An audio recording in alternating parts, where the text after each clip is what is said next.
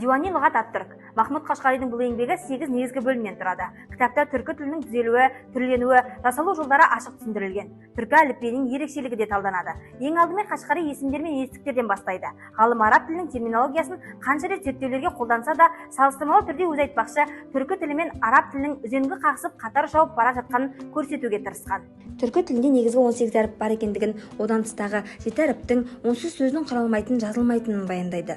Жалпы көне түркі тіліне ортақ заңдылықтарды тіл білімінің өзекті күретамыры ретінде көрсетіп қорытындылайды. Түркі жұртының бай тарихы, географиялық жағдайы, әдебиеті мен өнері, этнологиялық ерекшелігі түркі сөзігінде барынша нақты тарихи деректілік сипатпен берілген. Бұл тек тіл туралы еңбек емес, түрік әлемнің қаншалықты бай екенін көрсететін мұра.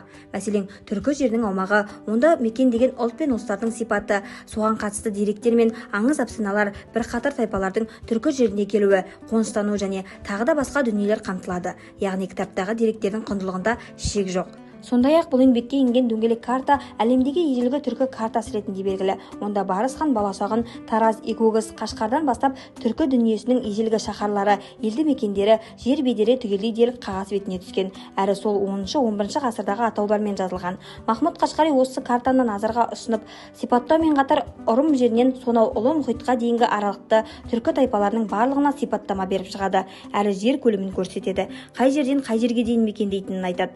Түркі сөздігінің бір бөлігі өлең жырларға арналған. 242 шумақ өлең жыр, 200-ден астам даналық сөздер мен мақал-мәтелдер, қанатты сөздер. Солардың барлығы да белгілі бір мағынаны, ерекше талғамды білдіріп тұрады. Ол жырларда негізінен жат-жұрттықтар мен соғыстар, ел ішіндегі рулық тайпалық қақтығыстар сипатталады. Ал мақал-мәтелдер, даналық сөздер, қанатты сөздер халықтың, елдің рухани тарихи тәжірибесінің мықтылығын көрсетсе керек.